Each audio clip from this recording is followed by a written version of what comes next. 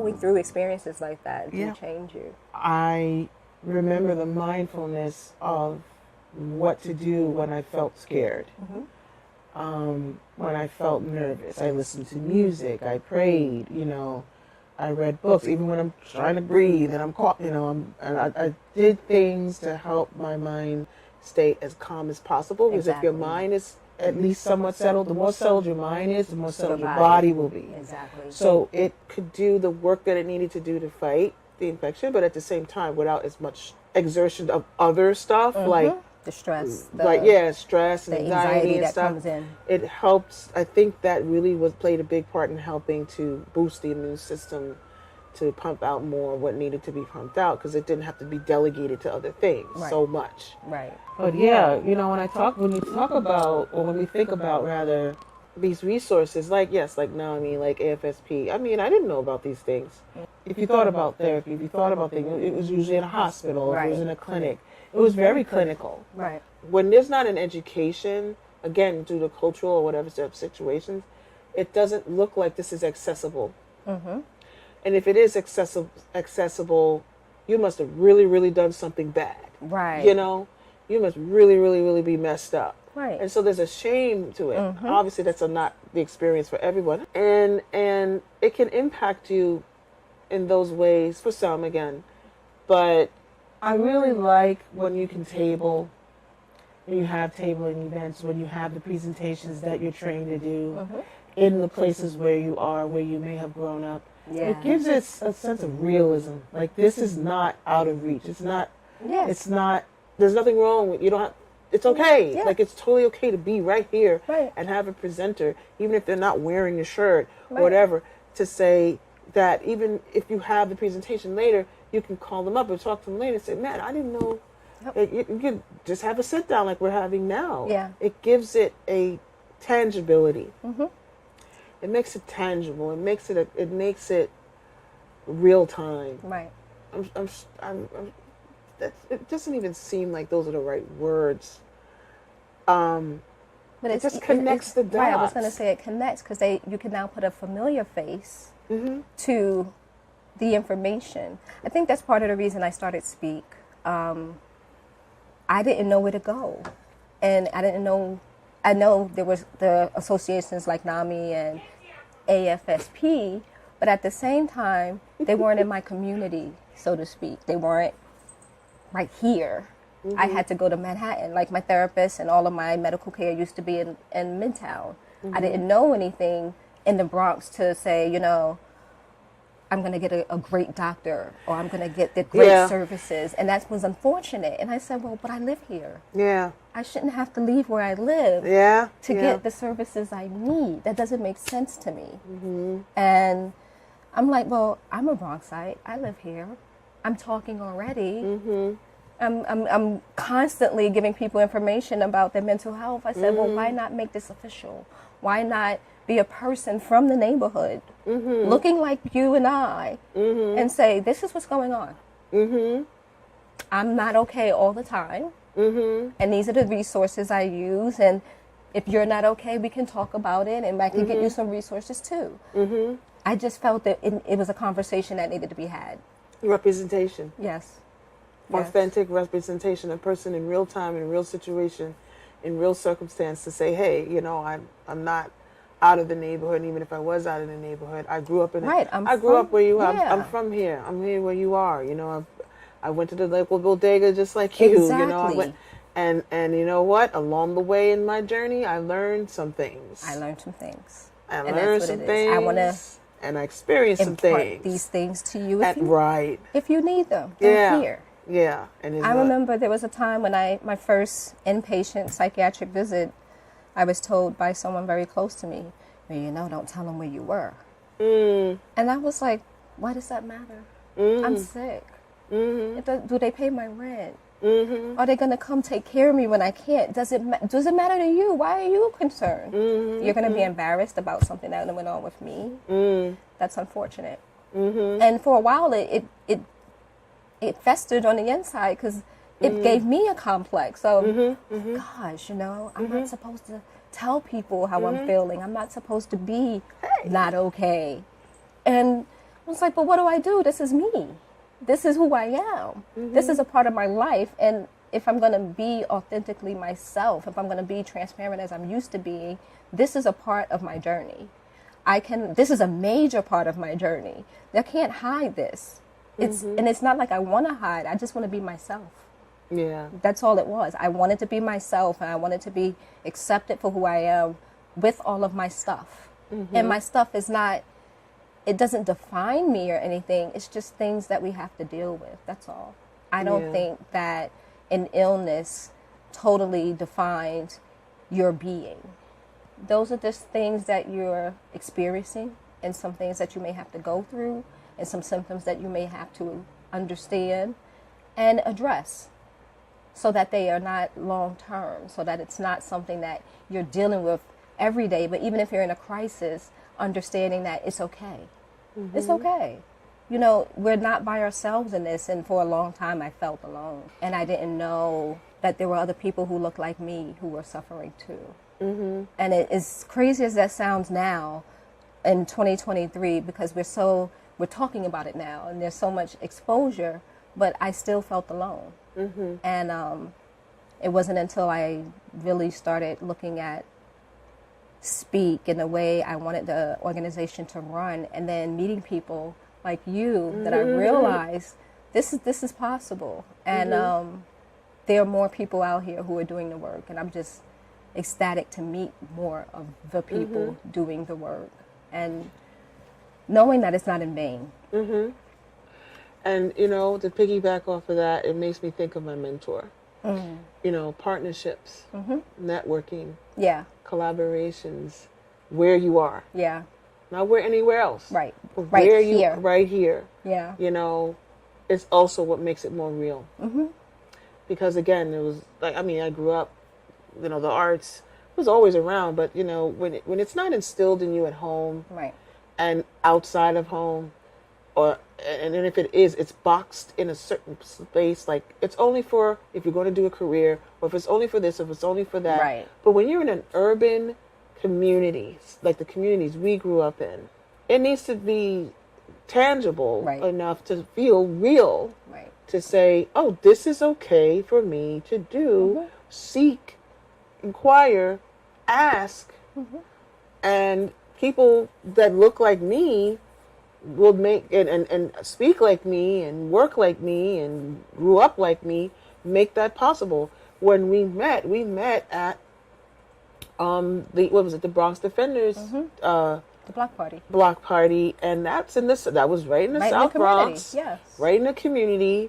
You know, I didn't grow up too far away from the area. You know, Coach that you met, Coach T that you met, that was right next to you. That I came to. You know, I'm a member for her project, her nonprofit, which just became a nonprofit. Yay! Awesome. You know, Just Right Community Project. Yes, I'm plugging. She's going to be like, hey, Marie. Oh, great project, Just Right. I'm in touch with Coach T.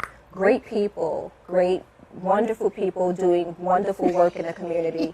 Just Right is an initiative that is connecting people who are incarcerated with the public. So they have a writing campaign, basically. And you can talk more about it if you want.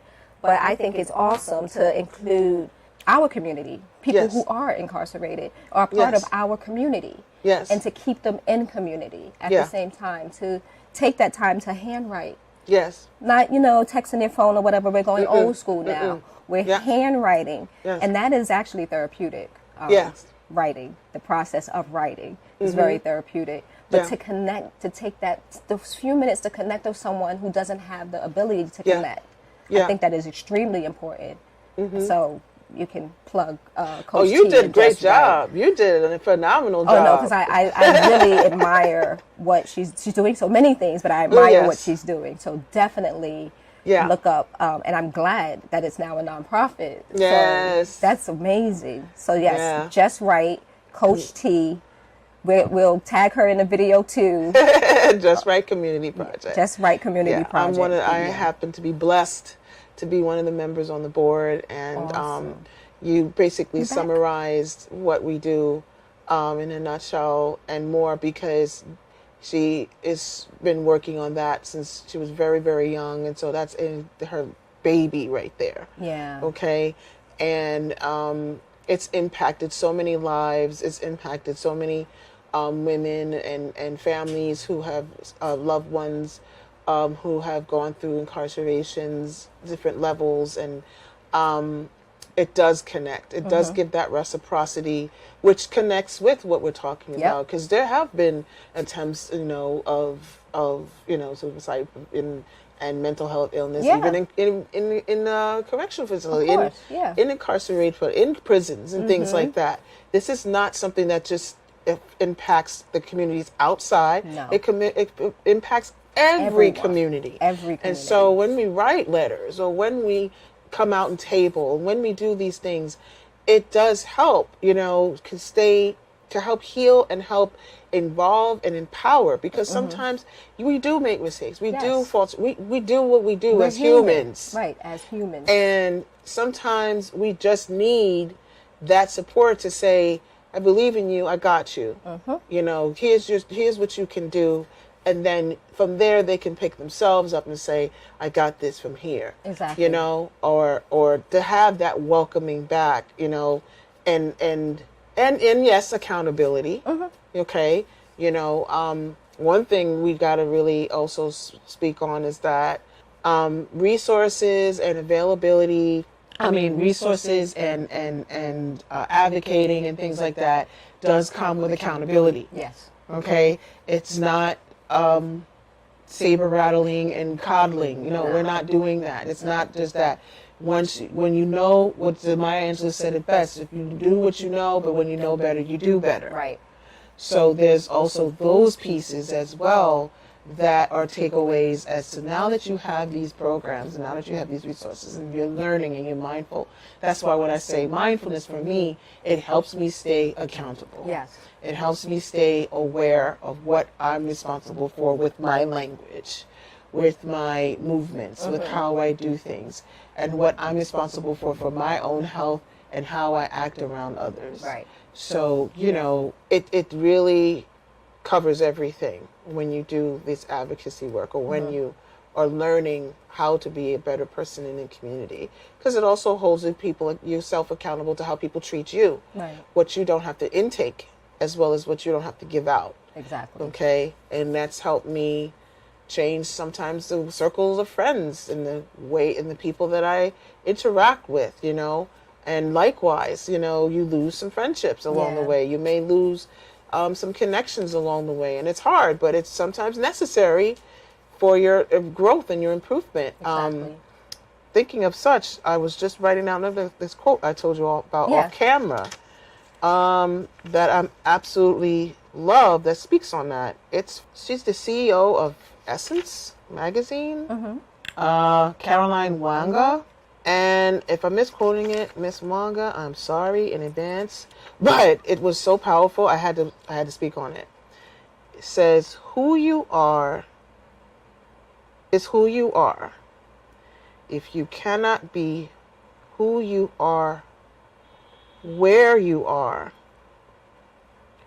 you have to change where you are to be who you are. Yeah.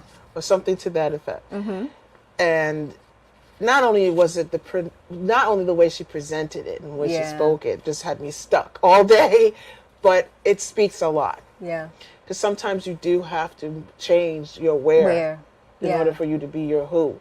And if you've changed who you are, or you've evolved, or you are just who that is, that person is, and yet where you are, it may not fit into that where anymore. Doesn't fit. Anymore or at all. At all, you may have to change that. Yeah. And sometimes that's hard and it's scary. You shouldn't have to minimize and small yourself. Yeah. As you grow and expand, you will outgrow certain places. Yeah. Sometimes. My pastor he still says that actually, And when there's no room for you anymore, you make room for yourself. You make your own table. Yeah. Sometimes you have to build your own table. If there's not a seat at the table for you, where you are, you got to build your own table then. Yep. But networking and collaborating, circling back to that, that's how we connect. You said, said many times, if you're right next to each other. And she was like, this so-and-so is right here. And then we've clicked ever since. Yeah. But it's good for the community to see that. I think so. It was good for everyone there at the block party, at the table events, in the schoolyards, and what have you, to see these representations that look and speak and feel like them, to go, okay, okay, I have an ally. Yep. I have an asset. I have a resource, and that's beautiful. It's raining. And it's raining. Okay. That's nice. Yeah. Cleaning. We gotta get that cleaning. Cleans the environment. We gotta get that cleaning. So, wow, we've talked about so many things. We've talked about the reasons why you do your work. We talked about some of the work that you actually do. Let's talk a little bit about some of the events that are coming up before we forget. Oh, right. Yeah. I don't think I've mentioned, I'm wearing this shirt. Yes. I don't think I've mentioned that when I say, just so that I want to be clear, I don't work for, I'm not, I know a lot of people don't know. Yeah. So we got to clarify that. Okay.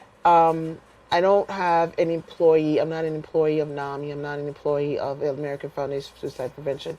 A lot of the work that you see people do, when I say those who are at the tables or at presentation events, there are those who are paid, on payroll, but then the outreach work sometimes is by us. It's by everyday people who are trained to volunteer. So I do not get paid for these things that I do. And so when I work with AFSP, it went from just being a fundraiser, registering and being a fundraiser, to also being a Talk Saves Lives presenter. Right. I just received my training in that. I got the certificate of training. I posted it on my Instagram because I'm so proud. Thank you. That's awesome. Yeah, that's awesome. Thanks. I get to the opportunity to present what AFSP does in terms of how to help somebody who, it's a lot of things. It's also how to help those in businesses and schools and presentations understand what it is, what suicide means. What is the meaning of it? Right. What is the language of it? Why it affects, why it impacts. We go on data. We go on a lot of data research. We go on a lot of research from actual events, actual situations from people. And that data is put together all over the country to have a database of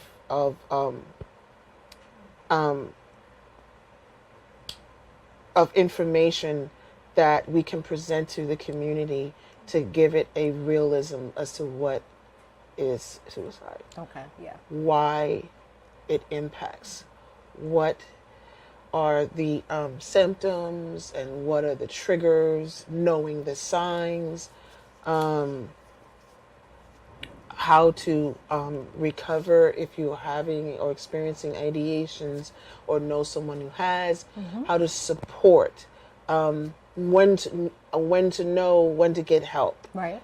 Professional help, how to advocate for that help, what that all looks like. And it's a very concise presentation, and you're trained how to speak that presentation. Right. You don't go off of it. You give it personality because you are the experienced person. If you do have a personal experience, you can share somewhat. But again, it's all about language. Right. It's keep it clean. Yeah. It's all about everyone can receive it. Yes. And so it's very specific about that. And so once you've finished your training, you are, from what I understand, you can start your presentations, but you have to go through a process. You say, for example, your organization wants to have a presentation at an event. So there's a process. I would have to, go to the ones who are paid, the departments which would be either the advocacy team or the community relations and engagement department, and say, hey, I have a school, organization, business, etc., who's interested in having a presentation for their program. Now, the fact that there's so many different presentations, there's the general, that's what I was trained for, but then they have for youth. Ah. They have for the LGBTQIA community. Right. They have Different for elderly. groups. Yeah, Right. they have for corporate. Nice. All different diaspora, different facets. Right. So if I wanted to do a presentation at a school, for example, I would have to get the training, the training for that. Yeah. Once I would send out the email to the department to say this is an organization that wants to work with me, they would connect the dots. I would send out a letter saying, hi, this is who I am and what I'm going to do. And then there's you set up the schedule. Right. And then that's how you do the presentation. So for me, being that I haven't done my first one yet, I would have to have someone with me who's very experienced and seasoned, just to make sure that everything goes clear, concisely, and the experience is as it should be in accordance to the policies. Right. So they like NAMI, they take representing not only the organizations, but the why and the work very seriously. I'm very excited about that. So I haven't had any bookings yet, or have any requests for presentations yet. Yet. But I'm ready. We have some things in the works. We're gonna have some things in the works coming up. Yeah, I feel it coming, and I'm ready for it. I'm ready for it. Because starting not just with NAMI, but I also started Pure Intentions. Mm-hmm. And Pure Intentions is the Instagram account that I have, because when I first started Instagram, I kind of had a hosh-posh, I admit, of one account that I started with my art, Distractible Me, which because as I am an artist, I'm a creative wellness artist, and I started out sharing my art and simultaneously sharing my journey, because the art, as I mentioned before, was a way of an outlet, and I wanted to share that through creativity. Yeah. But it was getting kind of messy. It was just like, okay, I'm fundraising, and then I'm doing art and this, and so after 3 years, I was like, okay, I need to kind of separate that. Because now, as I was saying, I was going beyond fundraising. Now I'm tabling. Now I'm training as an ambassador. So, and I'm down doing I'm going to be a presenter one day. Right. And so I felt like it just wasn't a good fit for that art page. Mm-hmm. And so Pure Intentions is where I settled everything that I do in terms of my mental health journey as a peer advocate, and everything that I'm learning, sharing resources that I come across, building collaborations like we just did. You're the first collaboration under Pure Intentions. So awesome. That I've been just making it more clear as to the why behind my mental health advocacy and what I have to offer. Right. Because I did actually do some peer presentations.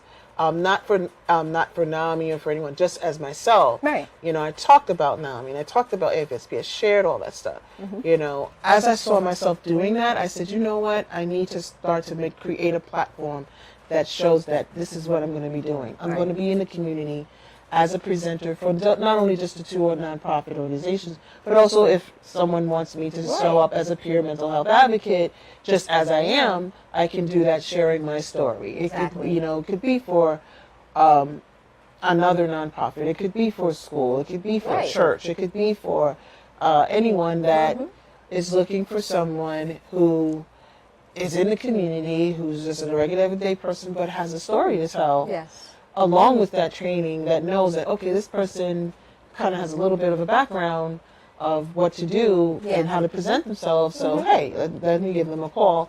That's my end goal, to start coming out there, not just advocating and for the organizations, but also just as a general person. Yeah. You do some speaking engagements. Speaking engagements, yes, public speaking, things awesome. Like that. And so I'm excited about that. We co-collaborated. Not just this, but also somebody persuaded me on some slick stuff. Yeah. What we're doing to be a co-captain. No. Speak Initiative has decided to create a team for the annual AFSP Out of the Darkness Community Walk, which is being held on October 15th, Sunday. So we have decided to collaborate because Marie has been so generous to allow us to use one of her creative pieces on the back of our logo, on the back of the shirt that we're going to put on our logo, and then that creative piece on the back. So they are going to be used for the Out of the Darkness Community Walk, which again is on October 15th. So we should have the shirts up and available hopefully by, I would say by the 16th, which is a week away from now, about a week away. And they will be available on the Out of the Darkness AFSP donor page, which is our, well, not on the donor page, but we'll put a link on the donor page that will lead to Bonfire, where you actually can purchase the shirt. And all proceeds go directly to AFSP. And then hopefully we'll do another design where we can have Speak Initiative merch featuring A. Marie's design. So if you would like to donate or be a part of that team, feel free to register. The link is on our bio and social media platforms. It's on our website as well, speakinitiativesuicideprevention.org. And I believe it's on social media, which is Instagram, Facebook. I haven't put it on Twitter, but we will put it on Twitter as well. So if you would like to walk with us, yes, the X. If you would like to walk with us or donate to the team, by all means, reach out to us. We'll put you in touch with the correct link. We'll have these beautiful shirts that we're going to debut. And I'm really excited about more collaborations with A. Marie and Pure Intention, because I know this is going to be a great relationship. And we're going to bounce off of each other and do some great things for the community. I have a feeling. I just know it. So, yeah. Is there anything else you want to add before we jump off of this, our first interview? Our first? Oh my goodness. There she goes persuading again. Yes, persuading. This has been wonderful. I really appreciate your time, your candidness, your transparency. Thank you. And just the information and the knowledge that you imparted, just, telling us about NAMI and AFSP. Well, this is my experience with them. But it's helpful because for those of us who haven't been connected with those organizations in a more personal way, we kind of understand what to expect when you have a peer person who represents the organization. Mm-hmm. So we can say, maybe I should give A. Marie a call. What does it look like when I go to AFSP and I want to do X, Y, and Z? Mm-hmm. Someone can maybe say, you know what? Yeah. She knows. Yeah, I could talk about it, and if I don't know, I could, lead some money. I could connect the dots at least. Right. But there's always their websites, NAMI.org and AFSP.org. But yeah, I'm definitely an email away. Yes. That's also on my social media platform. I'm also on Instagram. Pure Intentions, at least, is on Instagram. My Community Passion Project, which the design is actually what she's talking about, was actually created for. But then I just, decided to also exclusively share it with Speak Initiative as part of the design for the team shirts. That's also the connections to that. It's called the Butterfly Project. But all those links are also on my Instagram page. I have a link tree for my Pure Intentions. It will have the link to my team page, which is part of Speak Initiative. I'm the co-captain. Yes. And so it'll also add to that. It'll have all my social media platforms that are separate from Pure Intentions to have an idea of who I am outside of the advocacy.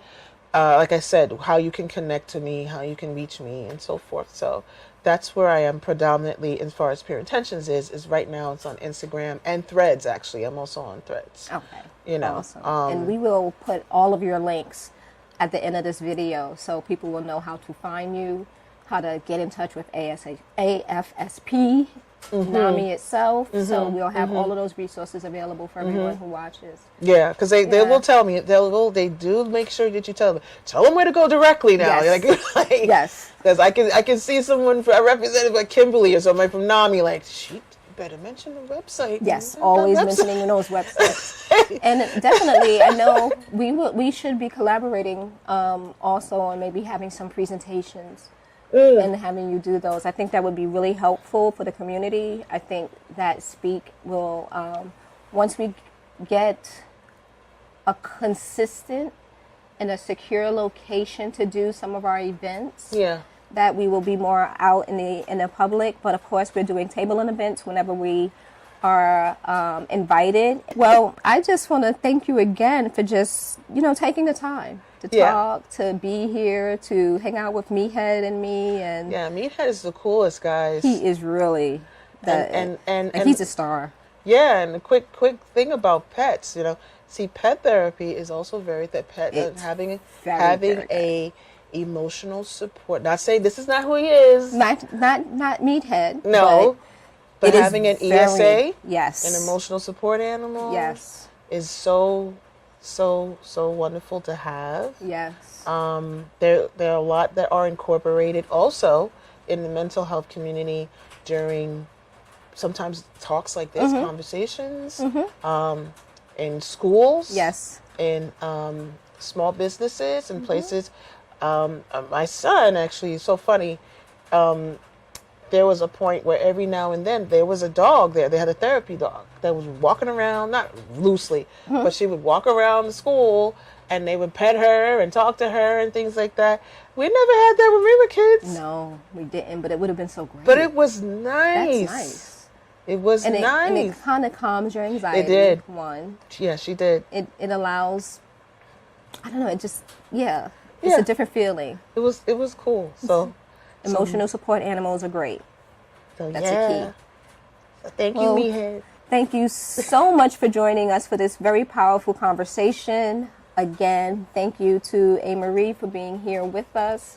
Thank you for taking the time to check out this extended edition of the Empowered Pause. And if you have any questions, any comments, any concerns, feel free to send them directly to us at Speak Initiative, suicideprevention.org. We have new email addresses, which are also on the website, info@speakinitiativesuicide.org, suicideprevention.org, and then we have programming and help as well. We are available on all social media platforms. We will save this live so that you can go back to it and look at any of the resources that were mentioned today. And as always, thank you for watching. Please feel free to comment, like, share, and visit our website or our YouTube page for any of the earlier episodes of the Empowered Pause. Subscribe. Thank you. Until next time, take care. Thank you. Thank you. Bye.